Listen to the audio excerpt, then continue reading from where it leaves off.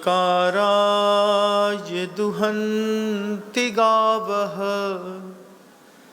परोपकाराय न दस्य भावः, परोपकाराय तरो प्रसूति, परोपकाराय सतां विभूति। अहिंसा परमो धर्म की परम पूज्य आचार्य भगवंत गुरुदेव श्री विद्यासागर जी महाराज की, वर्तमान आचार्य परमेष्ठी गुरुदेव श्री समय सागर जी महाराज की, समस्त मुनि संघ की।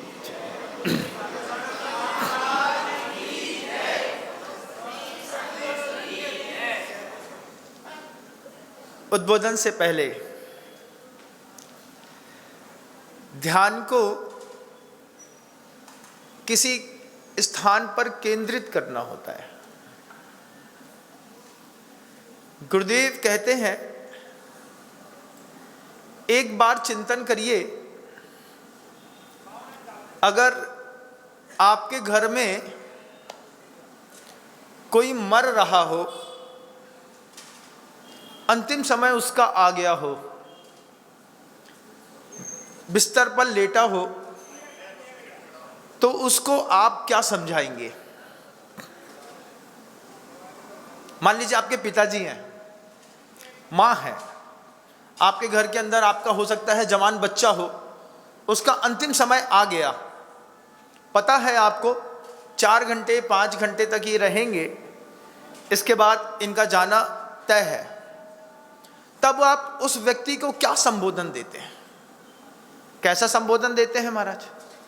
पिताजी सुन तो रहे हो ना, बोलो नमो अरिहंताणम, नमो सिद्धाणम, नमो आयरियाणम, नमो वज्जायाणम, नमो लोय सब साहुणम।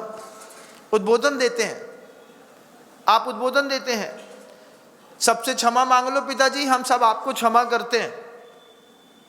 यह आपके उद्बोधन की शैली है।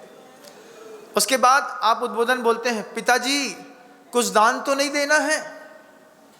ये भी आप अंतिम समय में बोलते हैं। फिर आप अंतिम समय में पड़े हुए व्यक्ति को और भी कुछ समझाते हैं।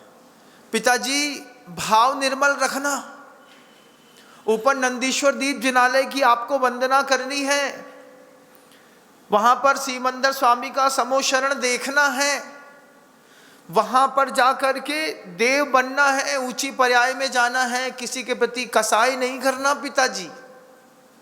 ऐसा समझाते हैं। और क्या समझा सकते हैं?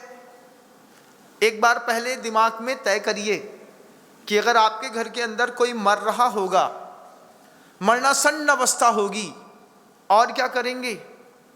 महाराज के दर्शन कर लो, महाराज के पैर पड़ लो, फिर महाराज से भी बोलेंगे, महाराज आप भी कुछ सिखा दो, आप भी कुछ आशीर्वाद दे दो। महाराज बोलेंगे, ओम ह्रीं जगत शांति कराय श्री शांतिनाथाय नमः, सर्वोपद्रव शांतिम कुरु कुरु स्वाहा। आप ये सब चीजें अपने पिता को अंतिम समय पर जब सुनाएंगे, हो सकता है सुना पाए, हो सकता है ना सुना पाए, लेकिन जब कभी भी कोई भी व्यक्ति मरणासन्न होता है, उस मरणासन्न व्यक्ति को जो सुनाया जाता है, गुरुजी कहते हैं उसको थोड़ा आप भी सुनो, और जवानी में सुनो। लेट करके ही सुनोगे, बैठे बैठे नहीं सुन सकते क्या? बैठ करके सुनो, अच्छे से जब खा पी करके आए हो तब सुनो, फिर सुनो वही बातें फिर से, मैंने आपको माफ किया, आप भी सबसे माफी मांग लो।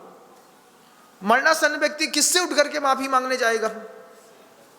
मरता हुआ आदमी बोल नहीं पा रहा, उसको हम ज्ञान देते हैं। क्या ज्ञान देते हैं? पिताजी किसी से बैर लेकर के नहीं जाना, सबसे क्षमा मांग लो। अब वो पिताजी लगे हैं, चल रहा है, उल्टी सांस चल रही है, उस उल्टी सांस चलने वाले व्यक्ति को, लेटा हुआ व्यक्ति है, उसको आप समझा रहे हैं, पिताजी किसी से बैर नहीं रखना, पिताजी हमने आपको माफ किया, आप भी हम लोगों को माफ करो। मरणासन्न व्यक्ति को जितना ज्ञान दिया जाता है, ये ज्ञान अगर जीवित अवस्था में जीवन का श्रृंगार बन जाए, बड़ा भाई होगा, छोटा भाई होगा, उसी से ठनबन चली है और उसी के चक्कर में कोर्ट केस कर करके बैठे हुए हैं। भैया मरते समय कुछ नहीं जाता साथ में। खम्मामी सब जीवानाम सभ्य जीवा खमन तुम्हें। जैन धर्म में जब हम लोग पहली बार जब गुरु जी के पास आया, गुरु जी का पहला सूत्र था, साधना का पहला सूत्र, खम्मामी सब जीवानाम सभ्य जीवा खमन तुम्हें, मित्य में सब भूदेशु बैरम मज्जम न कैणवी। जब मुनि दीक्षा लेने के लिए मंच पर बैठा तो ऊपर से यही शब्द सबके मुख से निकले, सारे के सारे साधु के मुख से। हाथ जोड़ करके जयकारा लगाने के बाद बोलते हैं, खम्मामी सब जीवानाम सभ्य जीवा खमन तुम्हें, मित्ति में सब भूदेशु बैरम मज्जम न कैणवी। क्यों? आज तक गृहस्थ की दुनिया में जी रहे थे, अब वो दुनिया छूट रही है, नई दुनिया में प्रवेश कर रहे हैं, तो सबसे पहले क्षमा मांग लेते हैं। माफी मांग करके ही साधना की शुरुआत होती है। माफी मांगने के साथ, क्षमा मांगने के साथ ही आपके परिणाम निर्मल होते हैं। साधना का सूत्र मरणासन्न व्यक्ति को सिखाते हैं। क्या गजब का सिखाते हैं। नहीं, माफी मांग लो पिताजी, सबसे क्षमा कर दो, आप लोग पैर पड़ते हैं उसका, मरते हुए व्यक्ति का। जिंदा व्यक्ति को लात मार देते। ये जिंदगी है। इस जिंदगी पर गुरुदेव कहते हैं, एक बार आप पहले आंख बंद करके तय करिएगा, आपके घर में आपकी प्रिय पत्नी की अंतिम अवस्था आ रही है। आपने जिसके साथ बहुत अच्छा जीवन जिया है, आपके पति की अंतिम अवस्था आ रही है, उसके साथ आपने बहुत अच्छा जीवन जिया है। कोई कहे कि अपने पति के नाम पर आप ऐसा कर दो, हाँ स्वीकार है, क्योंकि उस समय आपका इमोशंस रहता है। लेकिन गुरुवर कहते हैं कि जो चीज मरते हुए जीव को सुनाई जा रही है, वो बात अगर जिंदा आदमी सुन ले, आप भी सुनो, बैर नहीं रखना, आप भी सुनो। ऊपर नंदीश्वर दीप जिनालय की वंदना करनी है, ऊपर सीमंदा स्वामी के समोषण में भी हमको आपको भी जाना है। रास्ता कहाँ से जाता है महाराज? रास्ता तो मंदिर से जाता है, रास्ता व्यवहार धर्म से जाता है, परोपकार से रास्ता निकलता है। अब ठंडी का असली ताप तो अब शुरू हो रहा है ना? अभी तक तो सिर्फ नाम की और दिनों की ठंडी थी। मतलब दिमाग में एक साइकोलॉजिकल इफेक्ट है, नवंबर से ठंड पड़ने लगती है। नवंबर से ठंड पड़ने लगती है तो नवंबर से आदमी जूता चप्पल मोजा socks muffler jacket coat sweater निकाल लेता है। क्यों? भाई ठंडी पड़ रही है। अभी तक तो नहीं पड़ी थी, अब पड़ रही है। अब ये जनवरी आई है, अब जनवरी ठंड आएगी, अच्छी ठंडी होगी। उस ठंडी का प्रभाव प्रवचन पांडालों पर भी पड़ता है, आपकी धर्म की बुद्धि पर भी पड़ता है। गर्मी में जितने आराम से महाराज जी निकल जाते थे, ठंडी में नहीं निकल पाते हैं, बात बिल्कुल तय है। लेकिन एक बार सोचिएगा, जो व्यक्ति कश्मीर से चला है कन्याकुमारी के रास्ते पर, यहाँ से आप बंबई जा रहे होंगे, ट्रेन में बैठे होंगे, रात भर ट्रेन में साए साए की हवा चल रही होगी। मान लीजिए आपको स्लीपर कोच में एसी में जगह ना मिली और जनरल डिब्बे पे बैठे रहे। कभी देखा जनरल डिब्बे? गए कभी ट्रेन में जनरल डिब्बे में? सफ़र किया होगा। 7 जात का आदमी उसी में सफ़र करता है और रात भर ऐसा कुकड़ा हुआ बैठा रहता है। सुबह सो करके उठता है, उसको बहुत तेज भूख लगती है, लेकिन जेब में साहब के पैसा नहीं रहता। ये ठंडी है। इस ठंडी में हर जैन मंदिर की पहली प्राथमिकता है कि भगवान के शांति धारा अभिषेक की जो पहली बोली होगी उसको हम अब परोपकार में लगाएंगे। परोपकार में लगाने पर आपके लिए रास्ता खुलेगा। क्या रास्ता खुलेगा महाराज? इतना बड़ा क्षेत्र बनाया, बाहर रोज 2100 रुपए का दान करिए। अगले 120 दिन तक 120 परिवारों से 2100 रुपए ले लीजिए और बोलो भैया आपके नाम का दलिया एक गंजा बना करके और लोगों में वितरित करेंगे। इसको परोपकार कहते हैं। जिसके लिए जैन बना, जिसके लिए गाय बनी, जिसके लिए फल बने, जिसके लिए नदी बनी, जिसके लिए संत बने। आचार्य ज्ञान सागर जी महाराज श्री जी कहते हैं परोपकाराय दुहंति गावा। गाय के थन में दूध आया, वो अपने आप पी नहीं सकती, रख नहीं सकती, नहीं निकालेगी तो उसके एन में पीड़ा होती है। माँ से कभी पूछिएगा, जब बच्चा दूध नहीं ले पाता तो बात्सल नहीं निकल पाने के कारण कितना दर्द होता है शरीर पे, क्योंकि परोपकार जीव का स्वभाव है। यही 120 दिन, जनवरी फरवरी पूरा मार्च 90 दिन मान लीजिए, इसमें जठराग्नि 40% ज़्यादा हो गई इंसान की। पानी पीने की इच्छा नहीं होती होगी, दूध पिला दो, रबड़ी पिला दो, मलाई खिला दो। लेकिन जो ट्रेन में लगातार सफ़र कर रहा है, 600 किलोमीटर रात में चला होगा, सुबह किसी स्टेशन पर रुका होगा, उसके पास पैसा नहीं है, और पैसा है भी तो इतना ही है जिसमें उसको कुछ हो सकता नहीं है। बाहर निकला तो सामने वाले ने कहा एक आलू बंडा 10 रुपए का, वो भी छोटा और सड़ा। उसकी मजबूरी है उसको खाना। लेकिन हमारे गुरु के उपदेश हैं परोपकार करना। स्टेशन पर एक खिचड़ी का काउंटर लगाना होता है, दाल चावल की सूखी खिचड़ी बना दी, एक गंजा भर के 2100 रुपये में बहुत आराम से बन जाती है। एक लेबर लगा दीजिए, एक गंजा रख दीजिए, भट्टी रख दीजिए, पानी रख दीजिए और पत्तल दोना कुछ भी रख दीजिए। जब ट्रेन आएगी, ट्रेन में जो लोग उसमें लिखा, वहाँ पर लिखा रहेगा, वहाँ पर एक फ़ोटो लगा दीजिए अपने गुरु का। जैन समाज का एक बैनर लगा दीजिए। जैन समाज का बैनर लगाने के बाद वहाँ लिख दीजिए निःशुल्क सेवा धर्मार्थ। फिर आपको पता चलेगा, जब आप किसी से इस तरीके से जुड़ते हैं परोपकार के किसी रास्ते पर खड़े होकर के, फिर आपको लगता है कि दुनिया में कितना करना जरूरी है। ये परोपकार बहुत छोटी सी चीज, लेकिन जैन शासन का प्राण। और आप मुझे बताइए, अगर सर्वज्ञ देव की देशना का पालन हम नहीं करेंगे तो कौन करेगा? हमारे यहाँ लिखा परोपकाराय दुहंति गावः परोपकाराय नदस्य भावः। नदियों में पानी बहता है, नदियाँ न पिए कभी अपना जल, वृक्ष न खाएं कभी अपना फल। ये कहते हैं हम, फल लगते हैं, अच्छा बड़ा भी लगेगा, पेड़ ने कभी अपने आप में उसका रस वापस सोखा नहीं, भर करके छोड़ दिया, हमारे काम आया। गाय के एन में दूध आया, हमारे काम आया। नदियों में पानी आया, हमारे काम आया। और सर्वज्ञ परमेष्ठी के दिमाग में कोई विचार आया तो वो विचार भी हमारे काम आया। गुरुदेव के मन में विचार आया, वो हमारे काम आया। हम परोपकार करने वाली कौम है। लेकिन मंदिर का अकूत पैसा बैंक में रख देते हैं, जबकि धर्मार्थ का पैसा बैंक में रखने की कोई ज़रूरत नहीं होती।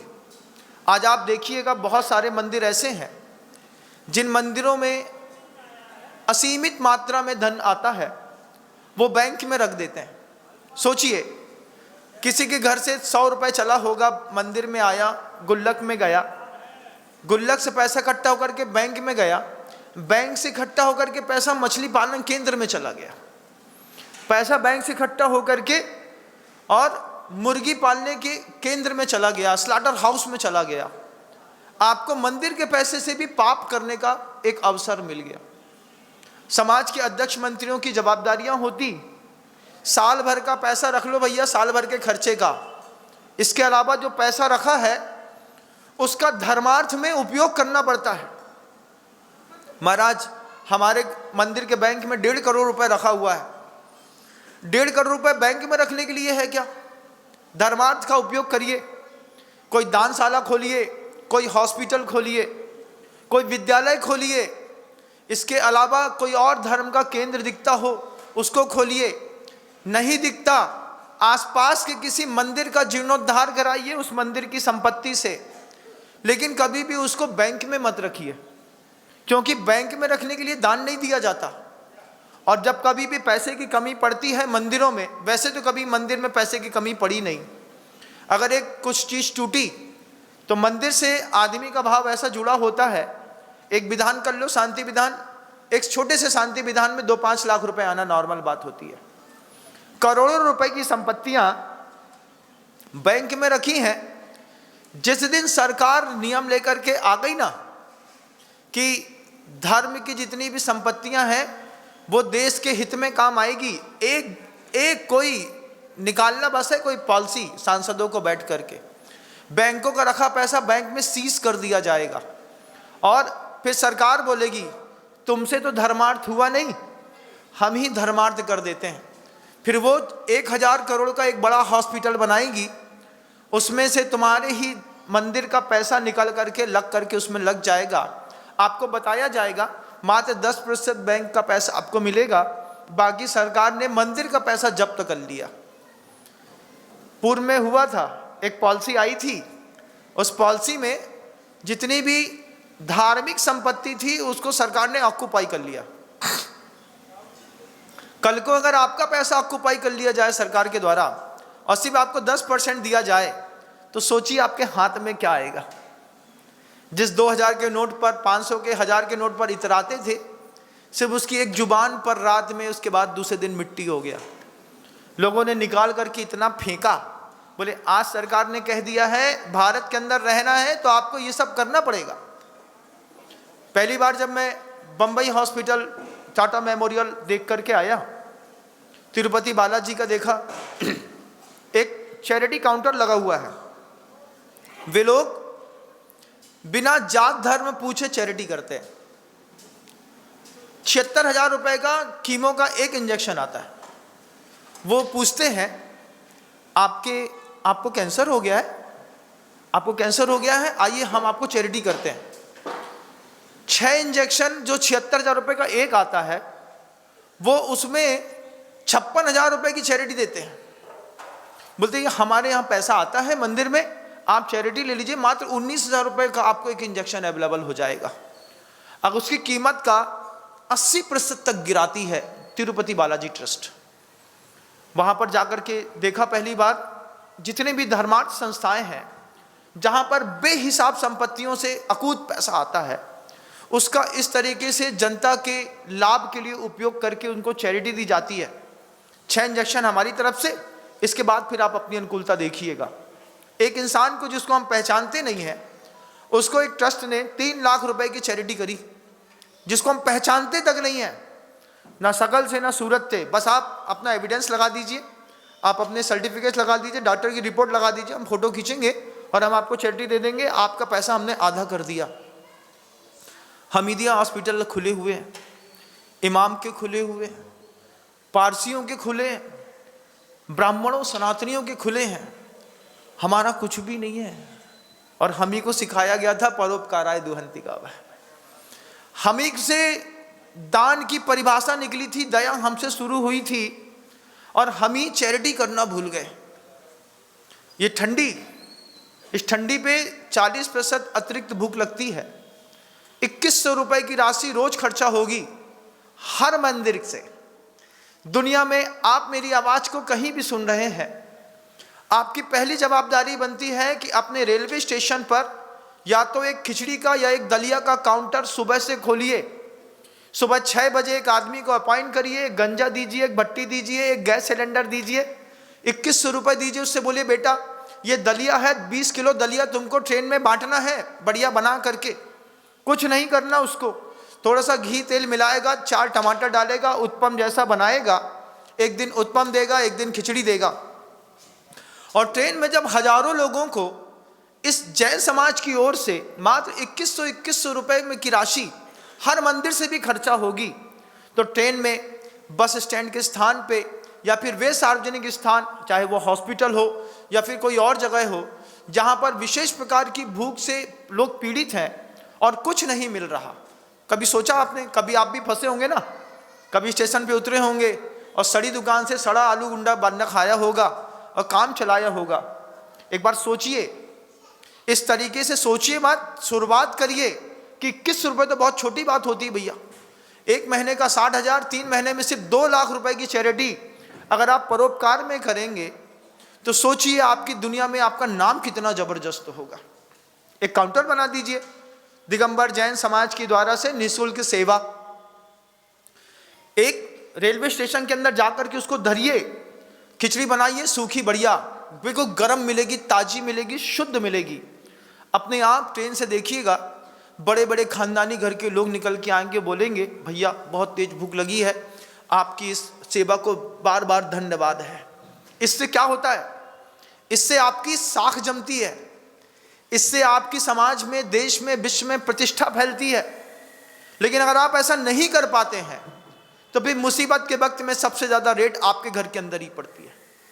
आप देखिएगा ना, आपके यहाँ होता होगा, जब जैनी किसी भी सरकारी दफ्तरों में फंसता है तो लोग क्या बोलते हैं? ये पहली बार बनिया फंसा है, इसको लूट लो। क्यों लूट लो? क्योंकि तुमसे खुद तो छूटता नहीं है। अभी था मैं कहीं पर, तो एक सरकारी ऑफिसर आए हमारे पास, बोले महाराज जैन समाज के लोग तो मधुमक्खी का छत्ता है। हमने कहा क्या कह रहे हैं आप? बोले जैसे मधुमक्खी होती है, हर जगह से, हर फूल से थोड़ा थोड़ा थोड़ा थोड़ा शहद निकालती है, वैक्स निकालती है और निकाल करके इकट्ठा करती है। इकट्ठा करने के बाद वो उसको उपयोग नहीं कर पाती। बहेलिया आता है, पूरे के पूरे छत्ते में धुआं करके पूरी मधुमक्खियों को हटाता है, चाकू चलाता है, पूरा छत्ता गिराता है, बाजार में जाकर के बेच देता है, खुद खा लेता है। मधुमक्खी के छत्ते जैसे हैं जैन समाज के लोग। इकट्ठा खूब करते हैं, दान नहीं देते, क्योंकि आपका दान मंदिर में तो आता है, परोपकार में आपने क्या दान करते हैं? इतना बड़ा क्षेत्र बना है, इसके गेट पर भी अगर एक खिचड़ी का काउंटर लग जाएगा, एक उत्पम का काउंटर प्रतिदिन का लग जाएगा, तो निकलने वाले लोगों में 5 दिन में प्रभावना हो जाएगी कि मंदिर के बाहर फ्री में कुछ मिलता है। फ्री में कौन खाता है बताओ? अपनी इज्जत दांव में लगा करके कौन बोलता है कि हमको खाना दो? क्यों? अगर फ्री में मिल रहा है तो बड़े घर के लोग बोलते भैया अपन फ्री का माल नहीं खाते, इज्जत है आपकी। लेकिन इज्जत दांव में लगा करके कोई व्यक्ति जब कटोरा में बोले भैया खिचड़ी दे देना यार, खिचड़ी खा ली, फिर उसको लगेगा कि समाज धन्य है। अगर आपने 2100 रुपए की भी रोज की चैरिटी करी सिर्फ 3 महीने तक, पूरे विश्व में हर जगह जैन समाज है। मणिपुर, नागालैंड, इम्फाल से लेकर के कन्याकुमारी, कश्मीर से लेकर के इस तरफ हिमाचल प्रदेश से लेकर के आप छत्तीसगढ़, कोंडा छत्तीसगढ़ चले जाइए, इस तरफ पूरा आप उड़ीसा चले जाइए, मध्य प्रदेश, राजस्थान, बंगाल, पश्चिम बंगाल, बिहार, कहाँ नहीं है जैन समाज? यही 3 महीने के दिन, 3 महीने हैं। एक एक पुण्यार्जक ढूंढिए, 2100 रुपए की खिचड़ी का एक काउंटर रेलवे स्टेशन पर लगाइए, एक काउंटर आप चाहें तो बस स्टैंड पर लगा दीजिए। एक ही समाज में 1500 घर की समाज है, 1500 घर की समाज में 25 मंदिर हैं, हर मंदिर से सिर्फ 2100 रुपए भी निकलेगा और सिर्फ 3 महीने के लिए भी निकालेंगे और उसमें लिखेंगे आप दिगंबर जैन समाज की ओर से निःशुल्क सेवा, पूरे देश में ये जैन नाम कमाएंगे, करोड़ों रुपए बच जाएगा। मात्र ताली बजाने से काम नहीं बनेगा, इस बात को ध्यान रखिएगा, आपको ये इंप्लीमेंट करना पड़ेगा। और नहीं तो जैसे बहेलिया मधुमक्खी के छत्ते में चाकू चलाता है ना, ये पूरी दुनिया के लोग जैनियों को चाकू चला करके लूटते रहेंगे। जो काम किसी और समाज के व्यक्ति का 100 रुपए में होता है, वही काम जैनियों का 500 में होता है। और जैन साहब कैसे फंसे? अब फंसे हैं तो जैन साहब अब तो आप समझते ही हैं। जैन साहब वो भी समझता है सामने वाला कि बनिया सिगरेट पीते नहीं, जुआ खेलते नहीं, तम्बाकू खाते नहीं, उनका पूरा पैसा बचता है। कहाँ खर्चा करोगे जैन साहब, यहीं दे दो 2 लाख रुपए।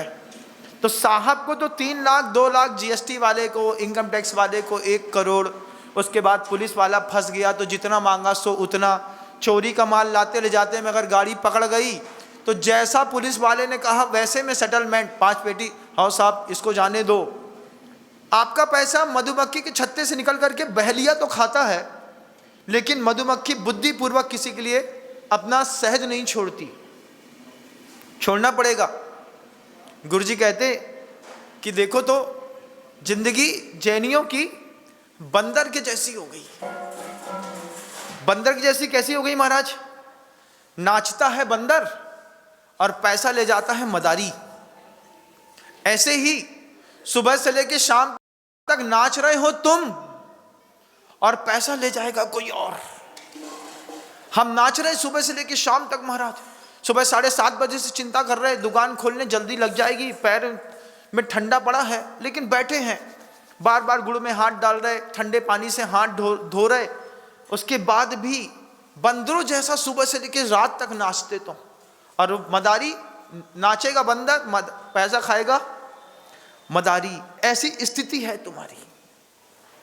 कैसी स्थिति है हमारी? परोपकाराय दुहंति गावः।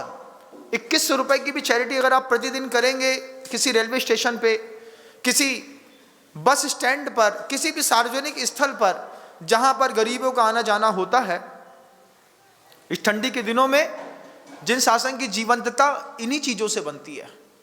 अगर आप ये नहीं कर सकते और आपको लगता है महाराज जी संसार में किसी को कमी नहीं है, एक बार जनरल डिब्बे में बैठ करके 200 किलोमीटर का सफर करके देखिए, आपको पता चलेगा कि कितना दर्द है दुनिया में। और अगर किसी और का दर्द न मिटा पाए तो फिर आपके धन की भी कोई ज्यादा कीमत नहीं रह जाती। हमने शुरुआत में कहा ना, क्या कहा? मरते वक्त तो सब लगता है कि हम भी परोपकार कर लेते। जो चीज मरते हुए व्यक्ति को सुनाई जाती है वो चीज जिंदा में आपको सुननी पड़ेगी। सीमंदर स्वामी के समूषण में जाने वाले लोग दानदाता होते हैं, वे उदार मना होते हैं, वे अपने सर्वस्व को समर्पित करते हैं। अन्न मत में कितनी चैरिटी होती है, क्या समझते हैं आप? आप सोचिए, हम अभी जैन को जैन नहीं बना पा रहे। रास्ते में आ रहा था, एक ईसाई मिशनरी का चर्च देखा। इसी रास्ते में आते में, कहां पर? ऐसे गांव में जिस गांव में एक भी ईसाई नहीं है, एक ईसाई नहीं है, वहां पर उसने क्रॉस गाड़ दिया, वहां पर उसने एक चर्च बना दिया। और कोई साधु संत या तपस्वी नहीं, सामान्य व्यक्ति खड़ा है वहां पर, एप्रन पहना है, एप्रन पहन करके वो वहीं पे थोड़ी सी बाग बगीचा लगा लिया, लेकिन उसके दिमाग में पूरा मैप है कि मैं यहां पर जीसस नहीं है, यहां पर मुझे लोगों को जीसस के प्रति आस्थावान बनाना है। जिस गांव में एक भी जीसस का अनुयायी नहीं, वहां पर वो चर्च खोलते हैं, वहां पर जाकर के उपदेश देते हैं, वहां पर जाकर के ऐसी भावनात्मक रूप से परिवर्तन लाते हैं कि लोग राम को छोड़ करके जीसस के भक्त बन जाते हैं। इस बार अगर इंक्वायरी करेंगे तो पता चलेगा कि जितना पंजाब में तो अति कर दी भाई। पंजाब में इतनी अति हुई कि पगड़ी बांधे हैं नानक देव की और पूज रहे हैं जीसस को। पूरे पंजाब को परिवर्तित करने में लगे, पूरा छत्तीसगढ़ बदल दिया, पूरा गुजरात का जितना भी आदिवासी बेल्ट था इनने बदल दिया। क्या पॉलिसी है? धर्मांतरण की पॉलिसी है। ये धर्मांतरण कर रहे हैं चैरिटी के बल पर, और वो भी कोई साधु के उपदेश के बिना। अपने आप एक उन्होंने सिस्टम बना करके रखा है, उसी सिस्टम से पूरा का पूरा गांव कन्वर्ट हो रहा है। हम जैन को कन्वर्ट नहीं कर पा रहे, अपने ही परिवार में अपने ही धर्म की स्थापना नहीं कर पा रहे हम, वो दूसरे के परिवार में धर्म की स्थापना कर रहा है। अजैनों को जैन बनाना तो दूर की बात है, जैन बना रहे। जैन का धर्म था परोपकार का, आपका धर्म है ये। जिस दिन करना सीख जाएंगे ना, उस दिन हजार मुसीबतें आपका रास्ता छोड़ करके आपको रास्ता देने लगेगी। ये जो बड़े बड़े लोगों को पैसे घूस में देने पड़ते हैं ना आप लोगों को, अगर थोड़ी सी भी चैरिटी सामान्य गृहस्थों को दिखने लगे, सामान्य परिवारों में लोगों को दिखने लगे, अन्न मत के लोगों को दिखने लगे, तो आपको देखने का भाव, दृष्टिकोण बदलता है समाज का। आज समाज में जैन समाज बनिया और कंजूस दो के नाम से प्रसिद्ध है। ये बनिए बहुत ताकतवर होते हैं, ये बनिए महाकंजूस होते हैं। तो जब कभी भी आप फंसते हैं, फिर आप बोलते हैं ना, महाराज अभी बहुत पैसा निकल गया। कहाँ निकल गया भैया? 2 गाड़ी तांबा पकड़ गया था महाराज, रेलवे का तांबा था, चोरी का आ रहा था, स्क्रैप पे बिकना था, हमारी गाड़ी में पकड़ गया। फिर क्या हुआ? तांबा तो गया महाराज, पूरे 2 खोखे में खेस निपटा। महाराज अभी दान नहीं हो पाएगा। आप ऐसा बोलते हैं। वही तो हुआ ना, मधुमक्खी का जो शहद था वो मना मधुमक्खी खा पाई ना कोई और को वो दे पाई, बहेलिया खा करके ले गया। तुम्हारा पैसा जीएसटी वाले ले जाते हैं, तुम्हारा पैसा इनकम टैक्स वाला ले जाएगा। महाराज 2 बार रेट पड़ी, आपको कैसे पता? हमको क्या नहीं पता। इनकम टैक्स वाला ले गया, जीएसटी वाला ले गया, लोकल वाला ले गया, दूसरे आए वो ले गए, पुलिस वाले ले गए। एक आध कोई इलीगल सामान थोड़ा बहुत घर में पकड़ गया तो पुलिस वाले को रास्ता दिख गया।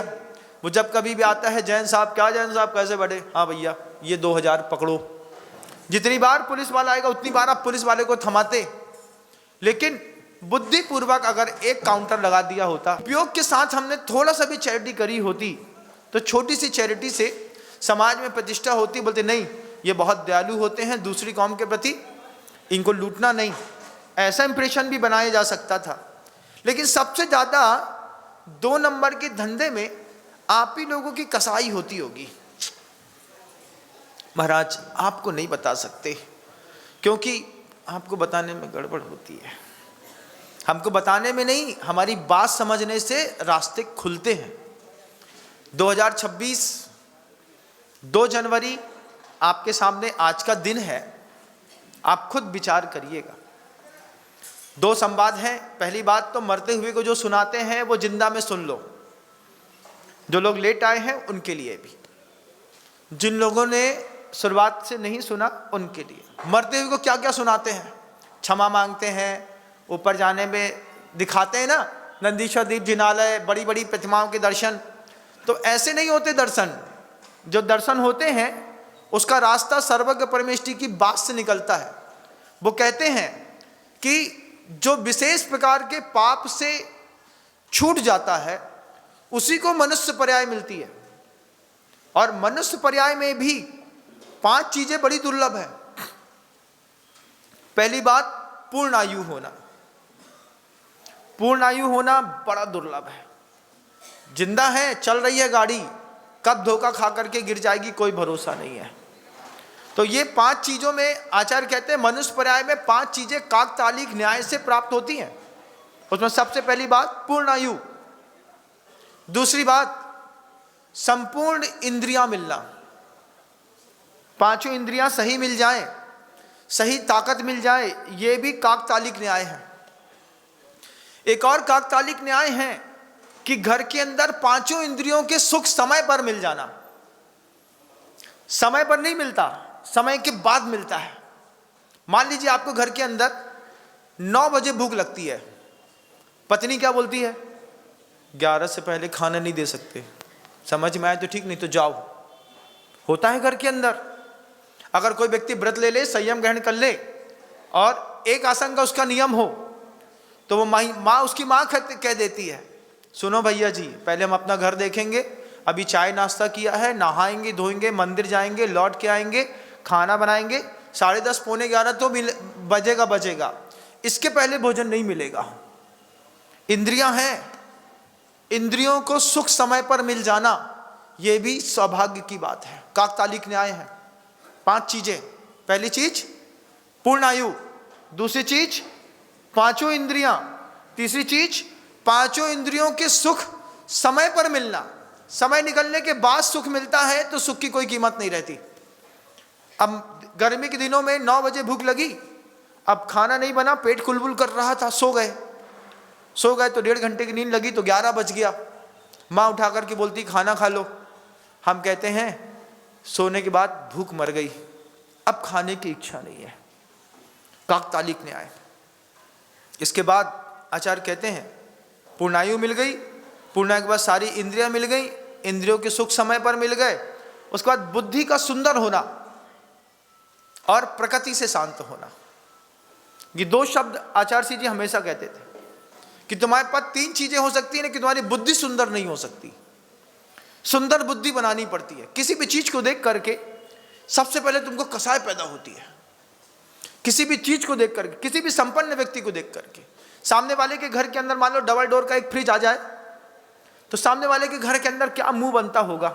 हमारा तो छोटो सो है 165 लीटर को, लाल वालू 10 साल हो गए, हमारे देखत देखत इनने 110 इंच की टीवी ले आए हैं और आज डबल डोर को फ्रिज भी आ गया।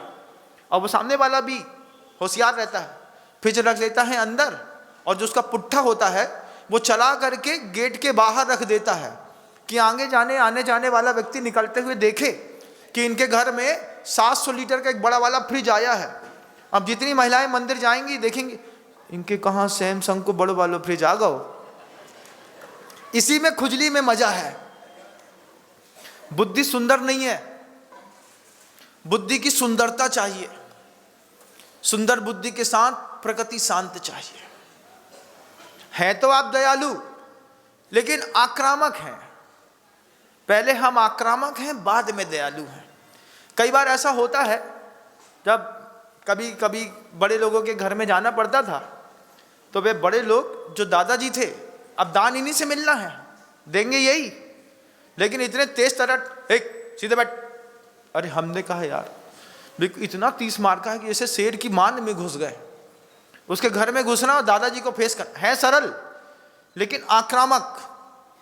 आक्रामक से पहले समझाओ, कौन हो तुम, कहाँ से आए, क्या काम है। हमने कहा बहुत इंक्वायरी हो रही है, लेना एक ना देना दो, हमारे घर में कुछ जाना है नहीं, इंक्वायरी बहुत हो रही। फिर बाद में बोलते हैं 1 लाख रुपए दान ले लो। जैसे दान दिया तब समझ में आया कि प्रकृति से शांत है लेकिन ऊपर से आक्रामक है। 5 चीजें काकतालिक न्याय से प्राप्त होती हैं इस मनुष्य पर्याय में। एक साथ एक को सबको सब नहीं मिलता, पूर्णायु नहीं मिलती।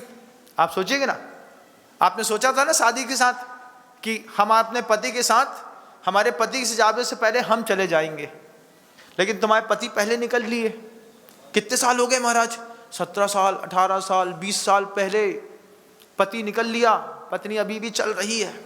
पूर्णायु मिलना दुर्लभ है, सारी इंद्रियां मिलना दुर्लभ है। सब सही है महाराज, एक आंख से कम दिखाई देता है। अरे कहाँ दिखाई देता है महाराज, दिखाई नहीं देता है, पथरा की आंख है, उसके ऊपर चश्मा लगा करके चलते हैं। कान में मशीन घुसी है और सुनाई दे भी जाए तो जरूरी नहीं है कि जो सुना है वही समझोगे, उसमें भी ज्ञान का क्षयोपम अलग रहता है। तो बोलते हैं कुछ, समझ में आता है कुछ। बोल दो, रोको मत, जाने दो। अब तुम समझो क्या बोला महाराज ने। 3 शब्द बोले, रोको मत, जाने दो। कॉमा कहाँ लगाना है, दिमाग में कॉमा चला जाता है। अब उसने कहा, हमने कहा रोको मत, जाने दो। तुमने क्या समझा, रोको मत जाने दो। शब्द तो एक ही है, लेकिन जिस इंटेंशन के साथ हमने बोला उस इंटेंशन के साथ आप समझ लें तो सौभाग्य है। अब हमने कहा रोको मत, जाने दो। तुमने कहा, महाराज ने यही कहा, रोको मत जाने दो। हमारी बात का यही अर्थ था?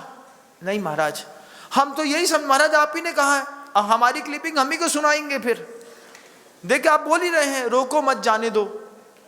अरे हमने कहा भैया इसमें थोड़ा दिमाग के साथ कामा भी तो लगाना पड़ता है।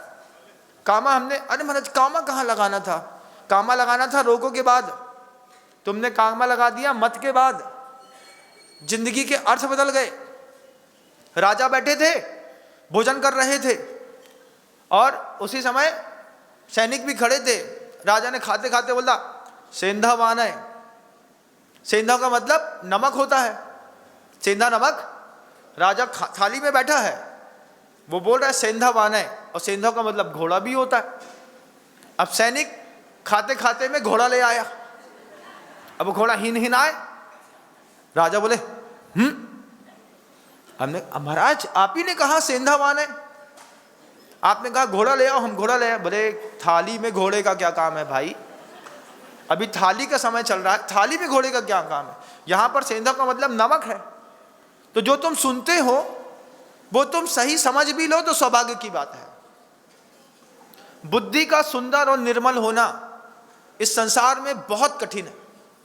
धन कुबेर मिलेंगे, इंद्रिय सुख से संपन्न मिलेंगे, पूर्णायु वाले मिलेंगे और सुख समृद्धि भी मिलेंगे, लेकिन बुद्धि से सुंदर नहीं मिलेंगे। हर चीज का विपरीत अर्थ और अपने धन का इतना अहंकार कि कुछ ना पूछो। तो ये 5 चीजें एक साथ किसी इंसान में मिलना काकतालीय न्याय है। बुद्धि भी सुंदर है महाराज। अभी चापानेरी के एक श्रावक हैं, गुरुदेव से जुड़े हुए हैं, वो केकड़ी में आए। केकड़ी में आए और शिक्षक हैं गुरु जी की, उन्होंने दीक्षा देखी, सब कुछ किया। मैंने उनसे कहा, अरे वो आते ही साथ, अरे साहब बहुत बढ़िया साहब, आपका दर्शन हो गया साहब, बहुत साहब, साहब धन हो गया साहब, साहब धन हुए साहब, साधु का दर्शन हुआ, खूब खुश खूब खुश। हमने कहा क्या कर रहे हैं? अरे साहब 3 साल पहले आपका दर्शन किया था महाराज, बिनम सागर जी महाराज आपकी जय हो जय हो जय हो। इतना उछले। हमने कहा क्या? अरे साहब बहुत अच्छा साहब, रिटायरमेंट हो गया साहब, बस साहब धर्म ध्यान चल रहा है, सरकार 60,000 रुपये देती है साहब महीने का, 60,000 रुपये साहब। हमने कहा करते क्या हो साहब? कोई कुछ नहीं करते साहब, रास्ता दिखाओ साहब, रास्ता दिखाओ। क्या बोलते हैं महाराज, पैसा तो आ रहा है, कुछ होता नहीं है, आप रास्ता दिखाओ। हमने कहा आचार्य सिंह जी का समाधि केंद्र बन रहा है, उसमें आपके परिवार का भी सहयोग होना चाहिए, 11 लाख रुपए की राशि तो आप दे ही सकते हैं। और ये साहब बहुत अच्छा साहब, आपने रास्ता दिखा दिया साहब, स्वीकार है साहब, स्वीकार है साहब, स्वीकार है साहब। ऐसा कह करके जेब में 50,000 रुपये रखे थे। उन्होंने कहा साहब देना तो है, ये बोल दिया साहब। और ये साहब बहुत पर्याय धन हुई हमारी कि गुरुओं ने कहा रास्ता दिख गया, ये 50,000 रुपये शुरुआत तो करी दो साहब। हमने कहा 5 साल में दे देना। अरे साहब देना है, बैंक में रखा है साहब, जल्दी जल्दी दे देंगे साहब, धन हुए साहब, रास्ता दिखा हमको साहब। क्या है? बुद्धि निर्मल है। जिसकी बुद्धि निर्मल है उसको बात समझ में आ रही। लेकिन कई लोग संसार में ऐसे, खूब पैसा, इंद्रियों के सुख खूब, समय पर मिलता खूब, उसके बाद भी बुद्धि निर्मल नहीं। अरे वो तो वो बना रहे हैं, काय के लिए पैसा मांग रहे हैं। बुद्धि निर्मल होना बहुत कठिन है। और उसके बाद प्रकृति से शांत होना बहुत कठिन है। ये 5 चीजें बड़ी दुर्लभ। अपने बच्चे से बोलना बेटा 5 चीजें दुर्लभ हैं। और फिर गुरुजी कहते हैं इन 5 चीजों के लिए वेग में और बल पर काम करना पड़ता है।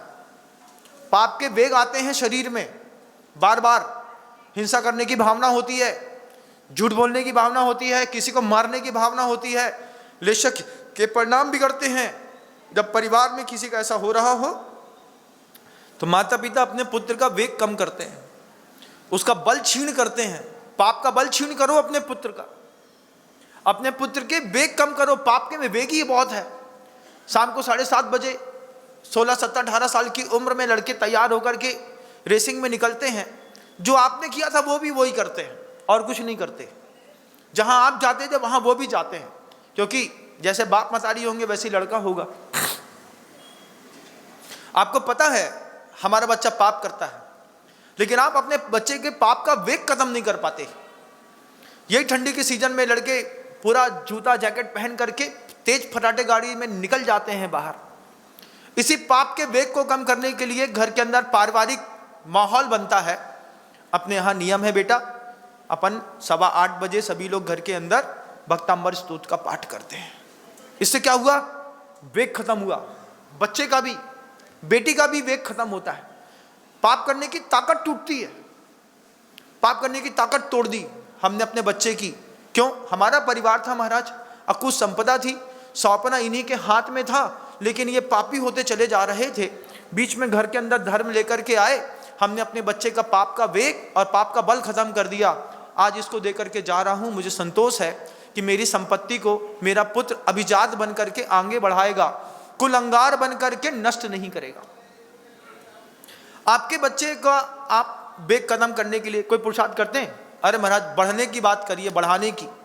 उसने जो मांगा सो दे दिया, जैसा मांगा वैसा दे दिया। बस साहब शांत रहें। वो तो तुम्हारी स्थिति बिक्कम बेताल जैसी हो गई कि तू बोला और मैं चला। बिक्कम बेताल की कहानी सुनी ना, बिल्कुल वैसी परिवार की स्थिति है। बच्चे को सुनते रहो सुनते रहो सुनते रहो सुनते रहो सुनते रहो, और जैसे ही बोले हम कि बेटा ऐसा नहीं करना, उसी वक्त बच्चा बोलता है हम तो जानते थे तुम हमारे दुश्मन ही पैदा हुए हो, हम चले। बच्चा बाहर निकल जाता है। वो क्यों बाहर क्यों निकल रहा है? उसका बेग खत्म नहीं कर पाए आप उसका बल छीन नहीं कर पाए। आचार्य जी के साथ रह करके आचार्य जी ने हम लोग का जवानी में पूरा बल नष्ट कर दिया। हर चीज में ऐसी बड़ी बड़ी आंखें, ऐसा कठोर अनुशासन, संघ का ऐसा डिसिप्लिन, वो डिसिप्लिन अनुशासन और बड़ी बड़ी आंखों ने अंदर के सारे बेग नष्ट कर दिए। गुरुदेव ने कभी विहार करते वक्त किसी को नहीं बताया हम कहाँ जा रहे हैं, तुम लगाते रहो लाख हिसाब। अब हम लोग गणित लगाते, आचार्य जी ने राजमार्ग पकड़ा है, यहाँ से भोपाल चले जाएंगे। जैसे भोपाल सोचा तो सागर चले गए, सागर चले जाएंगे, सागर सोचा तो रहली चले गए, बीनाबारा चले गए, दमोह चले गए, हजार रास्ते खुलते हैं। फिर एक दिन गुरुजी बोलते हैं 6-7 साल के बाद, बोले अब आप लोग गैसिंग नहीं लगाते? बोले थक गए आचार्य जी आपकी गैसिंग लगाते लगाते, कुछ भी गैसिंग लगाओ सब फेल हो जाती है। आपको सारे रास्ते पता हैं, हम सोचेंगे भोपाल जाएंगे तो आप बीनाबारा चले जाओगे। अब बीनाबारा गए, कुछ नहीं है बीनाबारा में, उजाड़ बियाबान में पड़े हैं। हम सोच रहे 3 दिन तक रुकेंगे, यहाँ इतना कुछ है नहीं, पता चला चौमासा वहीं पे संपन्न होना है। पूछा कि यार बियाबान जंगल में चतुर्मास करा दिया। गुरुजी बोलते हैं कि दीक्षित करने के बाद शिष्य के मनोवेग को नष्ट करने के लिए ऐसे स्थान पर ले जाया जाता है जिससे उसके मन का वेग ही नष्ट हो जाए। तो आप लोगों के चक्कर में ही तो बीनाबारा में आए हैं महाराज, और आप कह रहे हैं शहर में लेकर के चलो। शहर में तो वेग बढ़ता है, तीर्थ क्षेत्रों पर वेग घटते हैं, इसलिए वो तीर्थ विहारी पूरी जिंदगी भर तीर्थों में चातुर्मास करते रहे। क्या गजब की गुरुवर की सोच रही कि शिष्य समुदाय का वेग ना बढ़े, इनका बल ना बढ़े। शहर में रहो, शहर पे रहने पे क्या होता है, सुबह शाम दोपहर जब कभी भी जनता आती जाती रहती है। तीर्थ क्षेत्रों पर ऐसा नहीं होता। कितने भी कद्दावर लोग हों, जब ये तीर्थ क्षेत्र पर चातुर्मास करें तब इनको इनकी हकीकत पता में चल जाती है। अब तीर्थ क्षेत्र में क्या है, अमरकंटक तीर्थ क्षेत्र पे सुबह शावक ने आहार कराया, 40 किलोमीटर दूर अपने अपने घरों में चला गया। अब क्या है, दिन भर अकेले रहो तो स्वाध्याय करो, अकेले रहो तो ध्यान करो, धारणा करो, समाधि करो, प्रत्याहार करो, अपने चीज़ों को और विकास करो। तो गुरुजी हमेशा इसी चक्कर में कि अपने पुत्रों का मन का वेग और शरीर का बल ये दोनों नियंत्रित कर दें। आगे चल करके जब ये नियंत्रित मनोवेग वाले समाज में जाएंगे तो समाज का भी उद्धार होगा और इनको भी एक रास्ता मिलेगा। तरीका होता है बंधुओं, आप भी अपने बच्चे को तरीका दीजिए। आप भी परोपकार का एक उपक्रम चालू करिए, कुछ तो करिए। कुछ भी नहीं करेंगे महाराज तो फिर मधुमक्खी के छत्ते को बहेलिया काट करके ले जाएगा। कितना 2 नंबर में जैन समाज के लोग काउंटर के नीचे से पैसा देते हैं। अगर काउंटर के ऊपर से थोड़ी भी चैरिटी अगर सोशलाइजेशन के मामले में मिल करके भी कर रहे होते तो इतना काउंटर से नीचे से पैसा नहीं देना पड़ता। जिन सरदारों के यहाँ लंगर चलता है ना, उसके यहाँ पुलिस वाले भी जाकर के 2 कुंटल गेहूं धराते हैं, हमारी तरफ से खिला देना। एक बार आप काउंटर बाहर रखिए, कभी भी आपको दान के मामले में घर का पैसा नहीं लगाना पड़ेगा।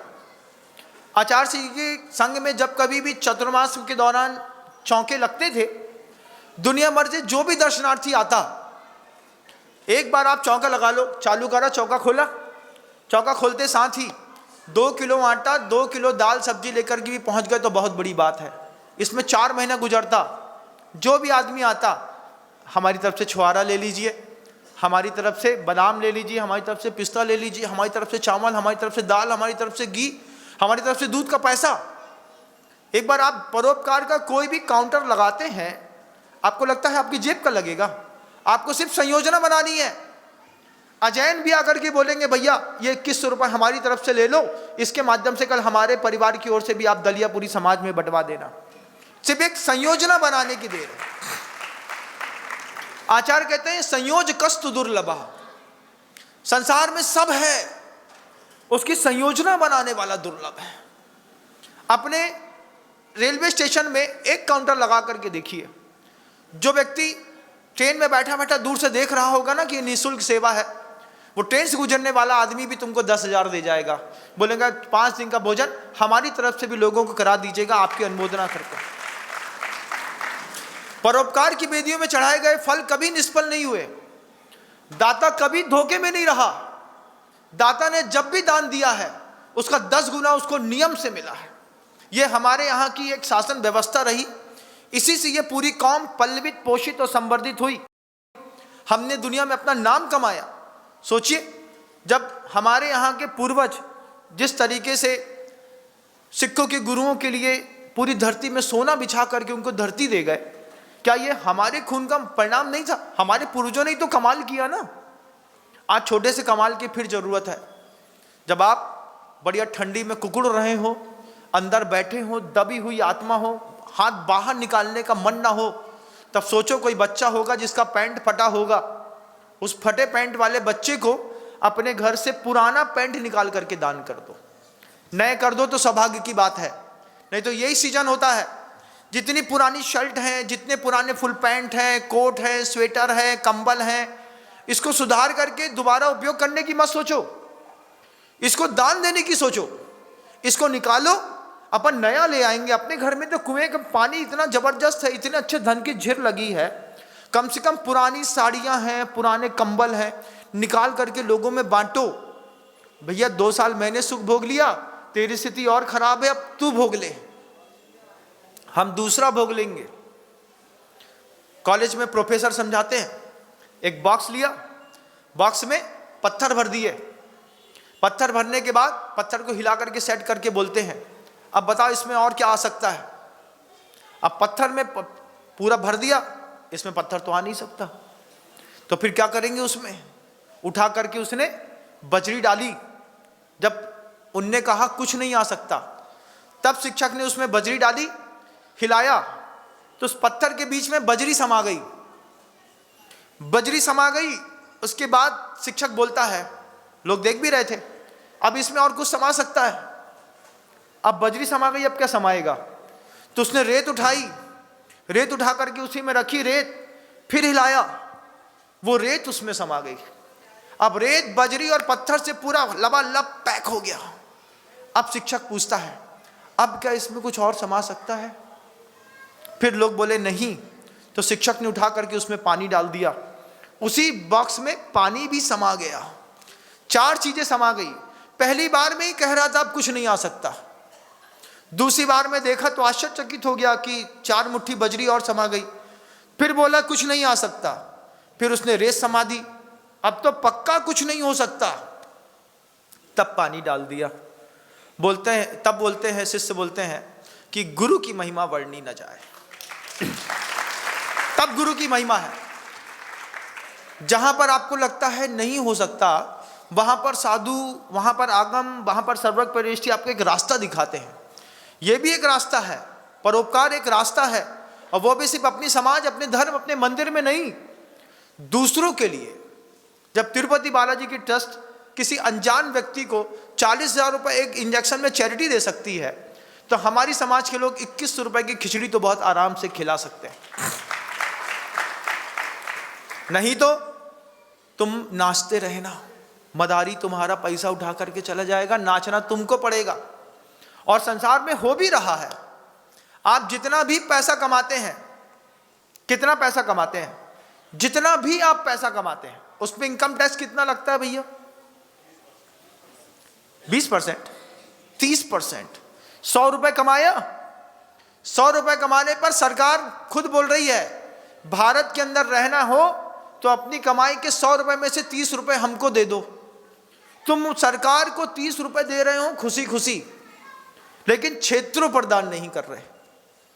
क्षेत्रों पर दान करेंगे, अरे महाराज क्षेत्रों में दान तो, क्षेत्रों में तो घोटाला हो जाता है महाराज। अच्छा, क्षेत्रों में घोटाला हो जाए तो तुमने देखा है? नहीं महाराज, सुना है, सोशल मीडिया में लगातार वायरल होता है, क्षेत्रों में घोटाला होता है। अरे जा करके देखो, एक कार्यकर्ता कितनी मेहनत कर करके आपके पैसे का सदुपयोग करके उसको व्यवस्थित करता है। घोटाले वाले लोगों के जमाने चले गए। आजकल तो ट्रांसपेरेंसी और बिल्कुल नेट का सिस्टम है, टाइम टू टाइम डालना, टाइम टू टाइम उसकी प्रोग्रेस देखना, एक रिपोर्टिंग निकलवा करके देख लो जितना पैसा है, जितना पैसा लगा है, कितना पैसा क्या हुआ है। सरकार आपसे 100 रुपए में से मेहनत करके 100 रुपए कमाया हमने, सरकार ले गई 30 रुपया। आपने बहुत अच्छे से सरकार को 30 रुपए खुशी खुशी दे दिया। महाराज सबसे बड़े इनकम टैक्स पे ही हैं, धन्यवाद है आपकी आत्मा को। देश के विकास में आपने 30 रुपए दिए। फिर सरकार ने आपसे 30 रुपए लेकर के उसी 30 रुपए से दूसरी कौम के मंदिर बना दिए। क्योंकि भारत के अंदर जब कभी भी नेतागिरी हुई है उसमें जातिवाद सबसे पहले रहा। जाति के हिसाब से ही हमारे यहाँ पर वोट बैंकिंग चलती है। अभी मैं सागर में देख करके आया, सागर में था तो संत रविदास जी का 100 करोड़ का मंदिर गवर्नमेंट बना रही है। उसके पास 100 करोड़ कहाँ से आया? कहाँ से आया? 100 करोड़ का पत्थर का मंदिर रविदास जी का सागर के पास सरकार खुद बना रही है। अब आपके पैसे से आप अपने मंदिर का उद्धार नहीं कर रहे, आपसे पैसा वसूल करके सरकार दूसरे समाज का मंदिर बना रही है। अनायतन सेवा का दोष भी लग रहा है और आपके धर्म की ताकत भी खत्म हो रही है। इस पे दिमाग लगाइएगा। फिर क्या करें दिमाग लगा के महाराज? जब 30 रुपए उसको दे सकते हैं तो उसी 30 रुपए में से जो उसको देना है उसी 30 रुपए में चैरिटी कर दीजिए 15 रुपए की, इनकम टैक्स में छूट मिल जाएगी। 100 रुपए थे, 20 रुपए हमने आयतनों में दान दे दिए, 80G की छूट मिली हुई संस्थाओं में, गौशाला में दान दे दिए, स्कूल में दान दे दिया, मंदिर में दान दे दिया, 80G की छूट का एक कार्ड लगाया तो कम से कम बुद्धि के साथ आप अपना पैसे से अपने आयतनों का निर्माण तो कर रहे हैं। और नहीं तो आपके पैसे से दूसरे के आयतनों का निर्माण हो रहा है और हमारे मंदिर खंडर होते चले जा रहे हैं। यह भी विवेक का खेल है। अगर दिमाग में बात समझ में आए तो इनकम टैक्स देने से अच्छा है चैरिटी करना। और चैरिटी के जितने भी स्पॉट हैं एक बार गूगल में खोज करके देखो कहाँ कहाँ पर चैरिटी की जा सकती है और फिर सारे चैरिटी के एविडेंस इकट्ठे करो, सरकार को दे दो।